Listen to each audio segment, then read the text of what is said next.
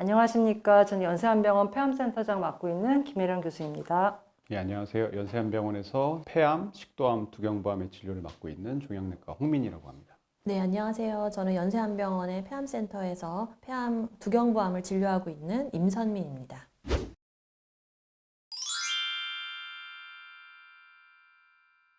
네, 알겠습니다. 한국에서의 폐암에 대해서 먼저 말씀을 드리도록 하겠습니다. 그래서 먼저 말씀드릴 얘기는 저희가 국내 폐암 발생의 현황에 대해서 말씀을 드리도록 하겠습니다. 보시다시피 저희가 국내에서는 암종별로 따졌을 때 갑상선암, 대장암 이후로 3위를 차지하고 있습니다. 그리고 또한 중요한 것이 발생 순위도 중요하지만 이게 얼마나 심각한 병인가를 나타내는 암 사망률을 보시면은 발생률은 3위인데 비해서 사망률은 1위입니다. 폐암이 사망률이 22.8%로 1위를 차지하고 있습니다. 그리고 또한 다음과 같이 주요 암의 5년 상대 생존율 추이를 보시면은 사실 이렇게 다른 암에 비해서 저희가 폐암이 굉장히 5년 상대 생존율이 떨어지는 것을 볼 수 있겠습니다. 빨간색으로 박스된 게 이제 폐인데요. 연도별로 보시면은 그래도 연도별로 계속해서 폐암의 치료가 발전하기 때문에 생존율이 늘어나지만 여전히 다른 암에 비하면은 5년 생존율이 매우 떨어지는 것을 알 수 있겠습니다. 그렇다면 왜 이렇게 폐암이 생존율이 낮은가를 보시면은 다음과 같이 저희가 폐암이 처음 발견됐을 때 이미 원격으로 전이된 환자분이 약 40%를 차지하고 있습니다. 따라서 처음 발생 당시에 원격 전이가 있는 폐암이 40%이기 때문에 이미 진행된 상태로 많이 발견이 되는 거죠. 이러한 문제 때문에 저희가 폐암의 예후가 좋지 않고 또한 보시면은 굉장히 고령에서 많이 발병한다는 특징이 있습니다. 따라서 늦게 발견되고 또 고령에서 발견되기 때문에 저희가 폐암의 예후가 좋지 않다. 이렇게 말씀드릴 수 있을 것 같습니다. 예, 오늘의 주인공인 허투에 대해서 말씀을 드리겠고요. 폐암은 현재 약 9개의 표적 유전자가 존재하고 그중에서 이제 허투라고 하는 것은 전체 아시아 환자 대상으로 했을 때는 약 2% 정도를 차지하게 되고 가장 흔한 변이 이제 EGFR, ALK 같은 변이들이 있는데 그 변이들을 제외했을 때 흔한 변이를 제외했을 때의 비율을 보면 그 나머지 환자들이 한 4% 정도를 차지하게 됩니다. 그럼 이런 허투 유전자 변이가 있는 비소스포 폐암 환자들의 예후는 어떠한가? 허투가 없는 환자들에 비해서 이제 레스판스 레이트, 반응률이 없는 환자들은 한 46%인 거에 비해서 있는 환자들은 한 28%로 더 떨어지고요. 많은 환자를 대상으로 한 연구는 아니지만 역시 프로모션 프리 서바이벌도 기존 허투가 없는 환자에 비해서는 있는 환자들이 더 낮은 이런 12개월, 그다음에 이런 프로그레션 서바이벌, 12개월 서바이벌과 더 떨어진 이런 서바이벌을 보여주게 됩니다. 예, 그래서 이러한 허투를 억제하기 위해서 여러 가지 약제가 개발이 되었는데요. 약제의 효과를 평가하는 기준 중에 이제 ORR을 보게 되면 사실 요 왼쪽 밑에 있는 표에 플러스 1인 경우에는 10에서 30%, 2, 3, 4 이렇게 표시가 되어 있는데 사실 기존에 개발되었던 약들의 이런 레스판스 레이트는 별이 사실 플러스가 1개 정도밖에 없죠. 이제 떨어지는 레스판스를 보이다가 2022년이 돼서야 드디어 이제 50%를 넘어가는 이런 반응률을 보이는 에너투랑 약이 개발되었습니다. 과거에 이제 약제들의 효과를 보게 되면 이제 아파티닙, 파이로티닙, 포지오티닙 이런 연구들을 보게 되면 물론 숫자가 큰 연구들은 아니었습니다. 13명, 60명, 90명 정도에 불과한데 레스판스 레이트, 아파티닙 같은 경우에는 사실은 표적 항암제라는 말이 무색할 정도로 10% 미만의 반응률을 보였고 미디안 PFS 값도 15.9개월, 한 4개월이 안 되는 이런 미디안 PFS 값을 보였습니다. 파이로티닙과 포지오티닙 역시 레스판스 레이트가 30% 정도에 불과하고 미디안 PFS는 사실 한 5에서 6개월 정도에 불과한 이런 약제들이었습니다. 그리고 허투 이런 TKI들 이외에도 유방암에서 사용했던 이제 허투 ADC, 트란스메 엠탄신의 데이터를 보시게 되면 이제 물론 이 연구도 아주 많은 숫자의 환자들이 포함된 연구는 아닙니다. 21명의 환자가 포함됐던 연구인데 레스판스 레이트 38%, 디지즈 컨트롤 레이트 52%, 그리고 사실 미디안 PF 값은 2.8개월에 불과하였고 미디안 OS 값도 1년이 훨씬 못 미치는 약 8개월에 불과한 이런 데이터를 보여주었습니다. 네, 그 현재 지금 가장 최근 NCCN 가이드라인을 가져왔는데요. 여기 이제 우리가 테스트해야 되는 몰리큘러 바이오마커들이 쭉 있고, 위에 EGFR, KRAS, 알크로스까지는 이제 싱글진 테스트로 사용 가능한데, 밑에 쪽에 비라프부터 엔트랙, 렛, 헐투 여기 있죠. 여기는 아직까지 싱글진 테스트로 개발되지 않아서 반드시 NGS를 해야지 검출을 할 수 있습니다. 그래서 NGS로 확인이 가능하다.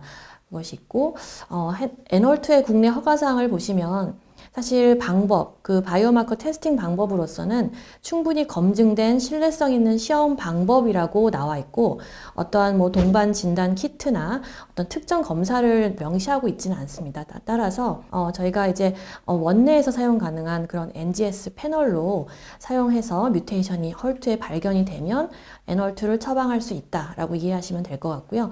사실 데스티니 렁 02 트라이얼에서도 로컬 랩 테스팅으로 헐트 뮤테이션이 디텍션이 되면 환자 등록을 했었기 때문에 결국 이 임상연구에서 그 온코마인으로 나중에 레트로스펙티브하게 보긴 했지만 로컬 테스팅이 다 어프로발이 되고 있다. 미국과 일본에서도 마찬가지로 되고 있고요. 예를 들어서 뭐 가던트 360 같은 액체 생검도 가능하다. 그렇게 생각하시면 될 것 같습니다. 네, 제가 이 에너트라는 약제의 메커니즘 오브 액션, 즉 얼마나 이제 이런 메커니스틱한 액션이 어떻게 되는지에 대해서 좀 말씀을 드리도록 하겠습니다.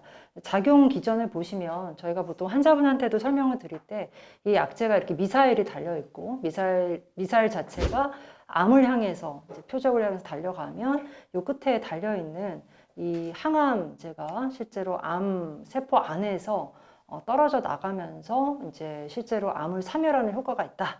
이렇게 이제 설명을 드리는데요. 에너트는 이제 폐암에서 최초로 허가된 항체 약물 접합체, 즉 안티바디 드러그 컨주게이트라고 알고 계시면 될 것 같습니다.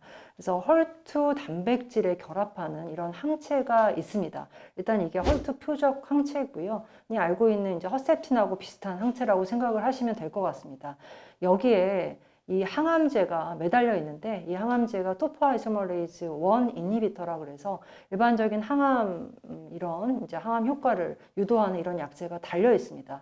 이것이 서로 결합되어 있는 게 링커입니다. 항암제의 결합과 또한 이런 표적 약제 이러한 세 가지의 삼박자가 잘 맞아진 것이 굉장히 약제의 효과를 올리는 것에 굉장히 중요한 역할을 하고 있다고 생각을 하시면 될 것 같습니다.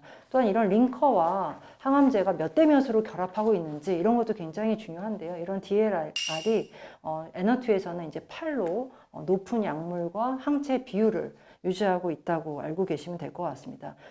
조금 더 자세히 보시면은 실제로 이런 미사일 표적이 이런 암세포의 표면에 나타나 있는 이런 표적에 접합을 하게 되면은 자연스럽게 이 안쪽으로 인터널리제이션이 되게 됩니다. 그러면 이 세포 안으로 들어가게 되면 세포의 pH가 낮아지면서 이런 라이소좀에 의해서 이 안에 들어갔을 때 링커가 분리가 되게 됩니다. 즉 세포 바깥에서는 이런 토포아이소머레이즈 1 이니비터가 밖으로 내보내지지 않지만 세포 안에 들어가서 인터널리제이션이 되면은 실제로 링커가 떨어지면서 이 안에서 항암제가 이제 나오는 이런 역할을 하고 이런 항암제가 나오게 되면 실제로 이 항암제는 이 안에서만 작용을 하는 거죠. 또 한 가지의 에너트가 가진 장점은 이렇게 실제로 안에서 세포가 사멸이 돼서 에이포프토시스가 일어나면 옆에 있는 튜머셀로 이러한 이제 바이스탠더 이펙터를 일으켜서 이런 튜머셀의 주변에 있는 튜머셀들이 또 같이 이렇게 이제 사멸하는 이런 바이스탠더 이펙터까지 있습니다. 그래서 ADC가 실제로 이런 바이스탠더 이펙트가 있는 것도 있고 없는 것도 있는데 에너트는 이런 바이스탠더 이펙트까지 존재하는 이런 약물이라고 생각하시면 될 것 같습니다.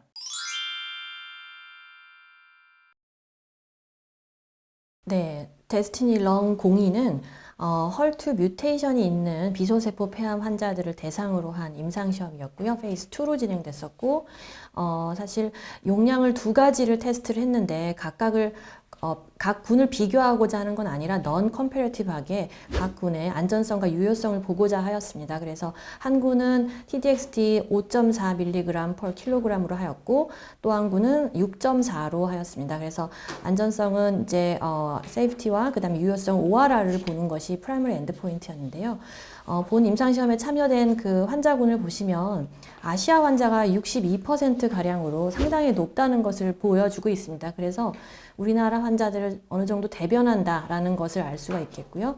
그 다음에 또 특징적인 거는 이제 CNS 매치가 베이스라인의 3분의 1에서 있었고, 보통 이제 임상에서 사용하듯이 73.5%에서 기존의 퍼스트 라인에서 엔티-PD-1 테라피를 사용하고 온 환자들이었습니다. 이제 에피커시 슬라이드 넘어와서 ORR이 49%, 그러니까 102명의 그 5.4 MPK 환자군에서 이제 허가 용량이 5.4mg per kg이기 때문에 이 위주로 설명을 드립니다. 그래서 오브젝트 리스판스 레이트가 49%, 그리고 이제 리스판스 하는 환자들의 그런 비율이 높았고, 그 다음에 디지즈 컨트롤 레이트도 93%, 그 다음에 이제 반응을 하는 환자들이 아주 오랜 기간 반응을 하는 16.8개월로 반응 기간이 있었고요. 그리고 이 워터폴 플롯을 보시면은 극소수를 제외하고 대부분 환자에서 튜머 시링키지가 있었고요. 그 다음에 헐트 뮤테이션이 카이네이스 도메인에 있든 엑스트라 셀룰러 도메인에 있든 모두 다 리스판스를 보여줄 수 있다라는 것이 특징입니다. 또 한 가지는 헐트 앰플리피케이션도 있든 없든 모두 다 반응을 나타낼 수 있다라는 것이 특징이었습니다. 그래서 계속해서 이제 프로그레션 프리 서바이벌은 9.9개월로 측정이 되었고, 전체 생존 기간 오버럴 서바이벌은 19.5개월. 사실 헐트 뮤턴트의 표준 치료에서 보통 PFS가 한 2, 3개월인 점을 착안해서 볼 때 굉장히 듀러블한 프로그레션 프리 서바이벌을 보여주고 있고요.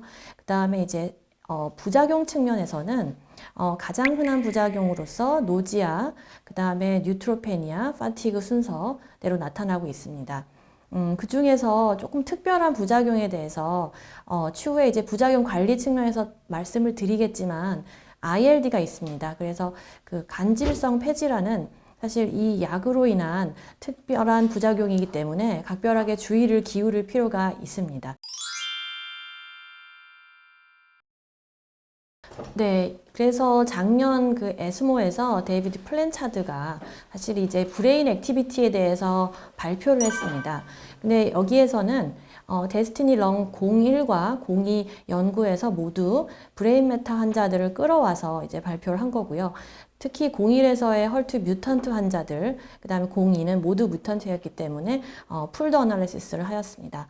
그래서 보시면은 이제 베이스라인 캐릭터리스틱에서는 오브젝티브 리스판스 레이트가 브레인 메타가 있건 없건 시스테믹하게는 비슷하게 나오는 것을 볼 수가 있고요. 시스테믹하게 PFS나 OS가 차이가 없는 것이 특징이었습니다.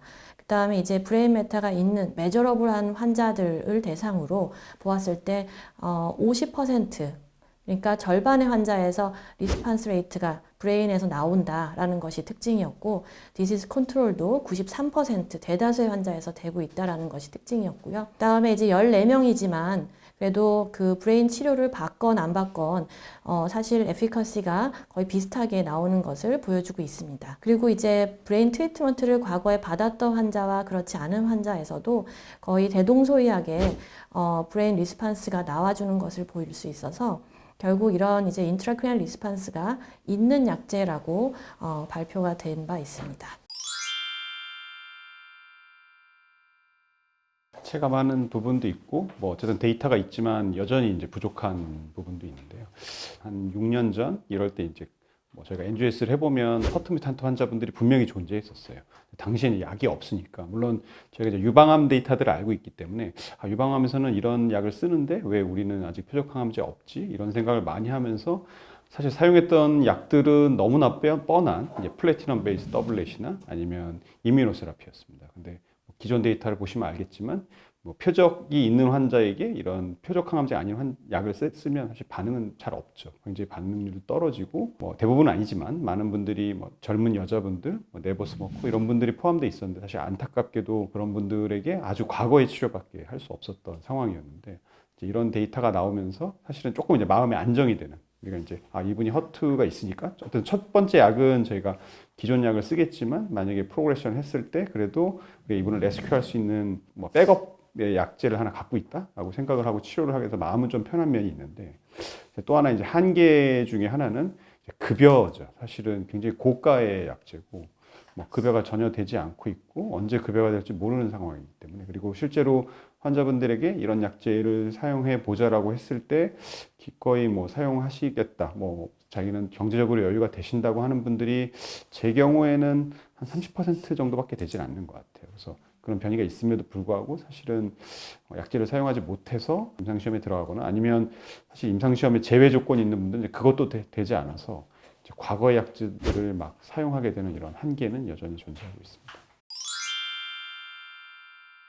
50대 정도의 이제 여자분이었고 한 4년 전 정도 전에 수술을 하셨고 한 2기 정도 되셨다가 재발을 하셨어요. 처음에 재발했을 때는 저희가 허투 변이가 있는지 몰랐기 때문에 이제 그냥 플래티넘 베이스 더블레 플러스 PD-1 테라피를 진행을 하였는데 사실은 한 뭐 2사이클 정도를 하고 바로 이제 프로그레션을 하셨고 사실은 처음에 치료를 할 때 이분이 이제 네버 스모커였고 EGFR 알크가 없기 때문에 뭔가 변이가 있을 것이다라고 생각하고 첫 치료 때부터 이제 NGS를 했었는데 이제 허투가 나왔었고 이분 같은 경우에는 사실은 뭐 경제적으로 약간은 여유가 있었던 분이기 때문에 사실은 전에 그 1차 치료제는 뭐 전혀 반응이 없었는데 2차 치료 사실 이 치료 시작한 지 오래되진 않았습니다. 한 3, 4개월밖에 되지 않는 것 같은데요.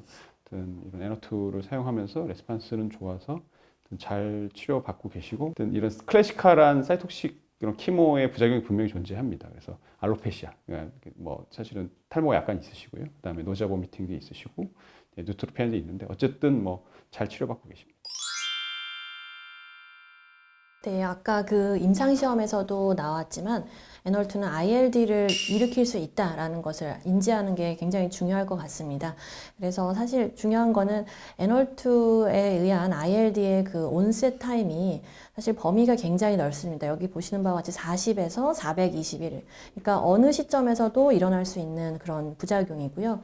메디안 값은 88일이지만 항시 치료 중에는 우리가 엑스레이나 CT를 모니터링을 잘 하는 것이 중요할 것 같습니다. 그래서 사실 폐의 염증을 확인하고 환자의 심통을 확인하고 또 환자나 보호자를 이런 게 있을 수 있다라는 것을 미리 교육하는 것이 필요하고요. 이런 것이 확인됐을 때는 반드시 당연히 즉시 약물에 의한 거기 때문에 약물을 중단하는 것이 필요하고 바로 스테로이드를 사용하는 것이 가장 중요합니다. 그래서 제 그레이드를 사실 1등급하고 2등급 이상으로 나누었을 때 2등급 이상만 돼도 이 에널투는 영구 투여 중단으로 해야 되는 약제입니다. 그래서 다시 리챌린지 하지 않도록 해야 되고 증상이 없는 ILD 같은 경우는 다 리졸브가 되면 다시 챌린지를 할 수 있고 반드시 둘 다 처음부터 초기부터 스테로이드 매니지를 잘 하는 것이 제일 중요한 것 같습니다. 사실 뭐 이제 이런 이슈는 꼭 이제 허투에만 국한된 건 아니고요. 저희가 이제 수많은 경험이 있었죠. 사실 EGFR 이런 표적 항암제도 이제 과거에 3세대 약제가 급여가 된 지 뭐 사실은 아직 1년이 채 안 되는 상황이고, 그 다음에 사실 3세대 EGFR TKI도 제가 여전히 이 수술 후 요법 이런 데는 전혀 급여가 되지 않아요. 그것뿐만 아니라 다른 뭐 레어한 변이들, 뭐 MET, RET 뭐 이런 것들도 역시나 뭐 급여가 뭐 KRAS 마찬가지지만 급여가 되지 않고 사실 지금 똑같은 상황이죠. 예, 그래서 약제는 분명히 존재하고 효과가 좋은 약제가 존재하는데 비용적인 문제 때문에 사용하지 못하는 것은 뭐 한국 종양학에서 항상 이제 있는 일이고요. 환자분과 많은 대화를 해봐야겠죠. 이런 약을 썼을 때 어느 정도의 이득이 있고 그 비용은 어느 정도고 보통 사용은 얼마나 하는지 뭐 이런 걸 잘 얘기를 해봐야 되는 것 같고, 뭐 저도 뭐 딱히 뭐 어떤 해결책이 있는 것 같지는 않습니다. 그리고 꼭 허투뿐만 아니라 뭐 아까 얘기 드렸지만 뭐 RET, MET 환자분들도 역시나 이제 비용 문제로 똑같은 이슈를 겪고 있는 상황이고요. 그나마 이제 저희 기관 같은 경우에는 조금 도움이 되는 점은 임상시험을 활발하게 진행을 하고 있어서 허투 같은 경우에도 사실은 N02 말고도 저희 TKI 임상들을 굉장히 많이 하고 있고, TKI 임상도 있고 또 N02 임상도 뭐 브레인 메타에 대한 있는 환자만 따로 뽑아서 하는 소규모의 임상을 갖고 있어서 환자분이 가능하시면 임상시험에 참여하시는 것을 이제 많이 권유를 드리고 있습니다. 사실 되게 어려운 문제 같고요. 이게 어떻게 보면 여러 가지가 얽혀 있는 것 같습니다. 그래서 하나의 문제로 꼭 뽑을 수는 없겠지만 지금 이제 현실적으로 저희가 실제로 한국에서 급여를 할 때 약가를 참조하는 이제 국가들을 보면은 다음과 같이 이제 허가하고 급여가 이제 별개로 진행이 되는 거, 저희랑 비슷한 상황인 거죠.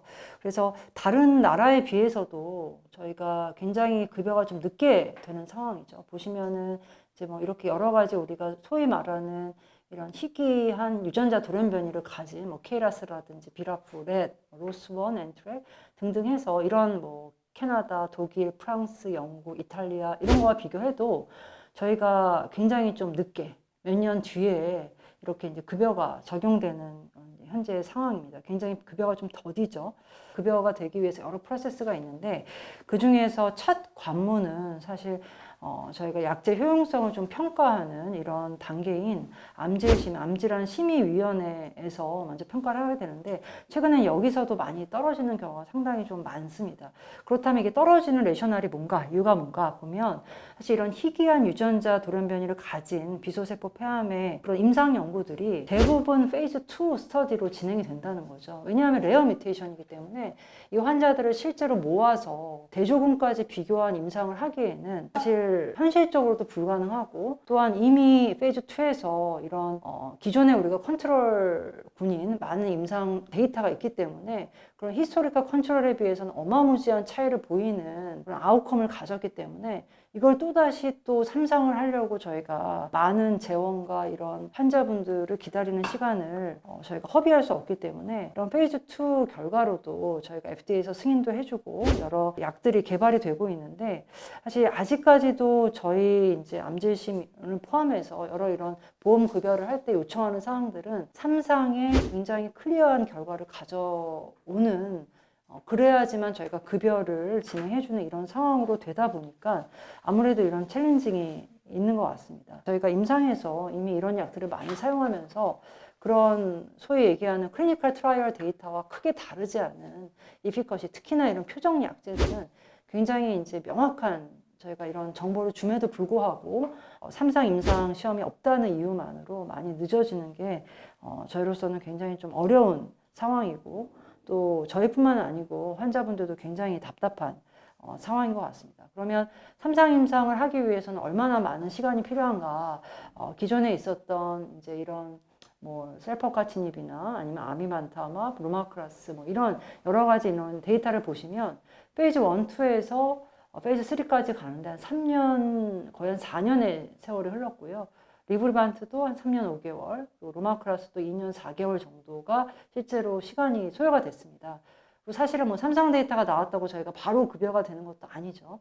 이 이후에도 여러 가지 뭐 이런 또 이제 프로세스가 필요하기 때문에 실제로 우리가 환자들이 급여로 편하게 임상에서 사용할 수 있으려면 뭐 5년 이상의 세월이 필요하게 되죠. 예, 그래서 이런 삼상을 했을 때 이런 시간도 많이 걸리고 실제로 전체 런캔서의 뭐 2%밖에 안 되는 이런 환자들을 리크루트 하는데도 시간이 굉장히 많이 또 필요한 거죠. 그래서 이런 실제로 클리니컬 트라이얼과 임상의 갭이 있고 또 이런 급여와 허가의 갭이 있는 것이 사실 이제 우리가 실제로 임상에서 환자를 볼 때 많은 제한점이 있는 상황입니다. 그리고 실제로 데스니 렁 O2 연구에서 보면 헐트 포지티브인 헐트 뮤테이션 포지티브인 환자분들은 네버 스모커인 여자 환자분들이 굉장히 많습니다. 그래서 다른 문헌을 봐도 이런 경향성이 비슷하게 저희가 확인이 되고 아까도 말씀드렸지만 네버 스모커의 젊은 여성들이 굉장히 많기 때문에 이런 환자들이 또 저희가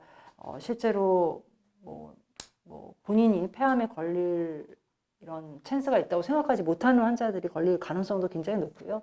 또 이런 환자들이 실제로 30, 40대 여자 환자분들이 이런 사회에서 많은 역할을 하고 있는데 이렇게 생각하면 이 환자분들은 어떻게 보면 사회적으로도 경제적으로도 손실이 있는 거죠. 그래서 이런 환자분들에게 또 안타까운 현실일 수밖에 없는 것 같습니다. 급여가 좀 늦어지면서 환자분들이 많이 갖는 상실감이라고 생각을 합니다. 저희가 생각했을 때도 가장 큰 문제는 NGS를 저희가 특히나 이런 아데노카시노마 환자에서 저희가 NGS를 대부분의 환자분들한테 진행을 하고 이건 단순히 헐트 뮤테이션 뿐만 아니고 뭐 렛이라든지 매트라든지 다양한 이런 뮤테이션들이 사실 발견이 되는데 이거를 우리가 실제적으로 약의 효과가 충분히 입증이 된 약임에도 불구하고 저희가 이런 여러 가지 이런 급여 상황 때문에 약을 못 쓰는 것이 굉장히 사실 현장에서는 굉장히 안타까운 현실입니다. 근데 이게 그러면 이런 환자들을 모두 다 급여를 해주는 것이 어떻게 보면 되게 단순히 무슨 우리가 필요하고 환자 입장에서 의사 입장에서만 얘기할 수 있는 부분은 또 아니라고 생각을 하고요. 이런 재원이 또 마련이 돼야지 실제로 환자들한테 급여도 해주고 보험에서도 커버를 해줄 수 있는 거라고 생각을 합니다. 이런 재원 마련을 위해서는 어떻게 해야 되냐? 사실 여러 가지 문제가 있을 것 같고 그거는 사실 이 자리에서 저희가 명확하게 말씀드릴 수 없는 부분이고 이건 뭐 제가 말씀을 또 대표자로 드릴 수도 없는 상황이지만 사실 제가 생각하기에는 저희가 사실 산정특례가 되면은 이런 희귀암에 대해서는 95%는 정부에서 보조를 해주고 급여가 되면 5%만 저희가 환자 부담으로 하거든요. 근데 그 95%를 기준으로 했을 때 그런 온콜로지에 대한 어떤 약을 우리가 얼마나 쓸 수 있는 그때는 사실 저희가 이런 표적제도 없었고 면역항암제도 없었을 때죠. 그때 일반 항암제로만 쓸 수 있던 이런 환경과 현재 NGS를 하면서 우리가 정말 프리시전 메디슨을 현장에서 적용을 해서 사용할 수 있는 시점과는 굉장히 차이가 많이 나거든요. 저희 지금은 뭐 많은 약들을 쓸 수 있는데 아마 95%를 정부에서 커버하고 5%만 환자 부담으로 했었던 그 당시에 쓸 수 있는 약제는 굉장히 제한점이 많았을 거예요. 그래서 저는 사실 이제 이 문제부터 사실 해결을 해야 되지 않나. 그래서 이 문제는 저희가 어떻게 보면 온콜로지 의사에서만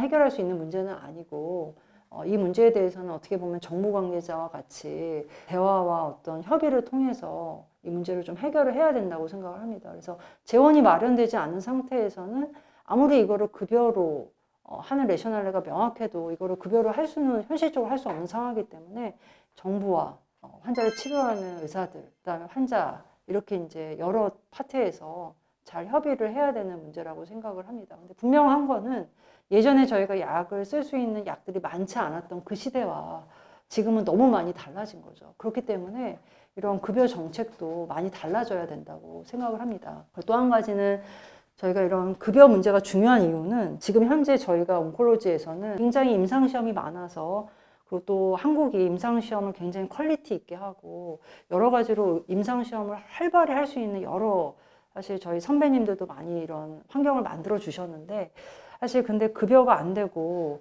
현장에서 저희가 약을 쓸 수 없으면 결국 마켓이 안 되는 거거든요. 그럼 우리나라에 더 이상 이제 클리니컬 트라이얼을 하기가 뭐 어떻게 보면 제약회사에서 마켓을 보고 클리니컬 트라이얼을 한다는 어떤 이유도 있는데 우리가 만약에 마켓이 무너지면 약을 더 이상 쓸 수 없는 이런 현실적인 문제에 봉착하면 아마 임상시험을 우리나라에서 많이 진행하기가 사실 쉽지 않을 거라고 저는 생각합니다. 그럼 그 피해는 고스란히 환자들한테 가는 거거든요. 왜냐하면 우리 환자들한테는 이런 신약을 빨리 접근할 수 있는 임상시험이 굉장히 중요한 무기이기 때문에 그래서 어떻게 보면 그냥 단순히 급여를 해서 이 약제가 급여가 돼서 환자들한테 옵션을 늘려주는 것도 있지만 거시적으로 봤을 때는 향후에 임상시험을 할 수 있는 우리나라의 이런 환경도 많이 달라질 수 있다고 생각을 하기 때문에 심도 있는 논의가 필요하다고 생각을 합니다. 예. 사실 저희가 헐투가 인시던스가 100명 하면은 한두 명 나오는 거기 때문에 사실 다 테스팅을 해도 부족한 상황인데 사실 저희가 지금 아직까지도 한국은 싱글진 테스트가 많이 진행되고 있고요. 미국 병원에 계신 선생님께 여쭤보니까 당연히 NGS를 업프론트로 한다. 당연히 NGS를 왜 안 하냐. 그렇게 질문을 하시더라고요. 그래서 저희는 이제 정말 이게 찾아야지 약을 쓰기 때문에 일단 첫 단추는 NGS를 좀 전반적인 이제 뭐 꼭 4기가 아니더라도 얼리 스테이지도 좀 다 적용할 수 있도록 그렇게 한번 진행하면 어떨까. 좀 더 많이 찾고 또 옵션들을 많이 제공할 수 있는 기회가 되지 않을까 생각을 합니다. 네, 사실은 NGS는 당연히 꼭 필요하고 왜냐하면 허투를 우리가 이제 포커스하지 않다고 하더라도 다른 드문 변이들 뭐 로스원, 비라프, RET, 뭐 MET, 뭐 엔트랙 같은 것 뭐 1, 2%를 차지하지만 이것이 모이면 10% 가까이 되는 이런 레어한 변이들이 좋은 약제가 존재하기 때문에 그런 레어한 변이들을 찾으려면 당연히 싱글지인 테스트를 할 수 없고 NGS가 꼭 필요한 상황이고 그래서 NGS에 대한 가격, 그다음에 사실은 뭐 이건 의료진들이 할 부분이긴 하지만 이런 TAT 우리가 검사를 냈을 때 결과가 돌아오는 시간도 이전보다 많이 줄어들고 있지만 여전히 많이 긴 것 같아요. 개인적으로 느낄 때 그래서 이것도 좀 더 줄이려는 노력도 더 필요한 것 같습니다. N2가 헐트 뮤테이션이 있는 런 캔서에서 이제 허가도 됐고 저희 나라에서도 아직 급여는 안 되지만 사용할 수 있는 옵션이 있다는 거는 사실 굉장히 고무적인 일로 생각합니다. 왜냐하면 예전에 약은 진짜 너무 예후가 안 좋았고 뭐 저희가 환자한테 사실 이 약을 쓰므로써 어떻게 보면 환자한테 생존을 늘릴 수 있는 저희 개런티를 할 수 없었지만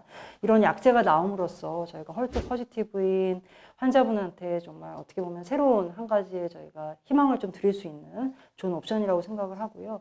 분명히 이제 지금 헐트, N2뿐만 아니고 다양한 약제들이 임상 시험을 하고 있고 이미 FDA에서는 브렉스루 데지그네이션을 받아서 저희가 쓸 수 있는 옵션으로 제한이 되고 있는데 그래서 어떻게 보면은 이제 이게 시발점이기도 하겠지만 다른 여러 이제 향후에 나오는 약제들도 저희가 조금 더 환자들한테 좋은 선택의 기회와 이 환자들한테 조금 더 좋은 삶의 기회를 드리려면 이런 약제들을 저희가 조금 더 실제적으로 임상에서 사용할 수 있는 옵션이 될 수 있게 그냥 우리가 그림의 떡이잖아요 지금은 그게 아니고 실제로 사용할 수 있는 옵션이 될 수 있도록 여러 가지 제도적으로 보완이 필요할 것 같고요. 이 부분은 뭐 의사들, 환자들 그리고 또한 이제 정부 관계자들도 같이 좀 힘을 합쳐서 결국은 해결을 해야 되는 문제라고 생각을 합니다.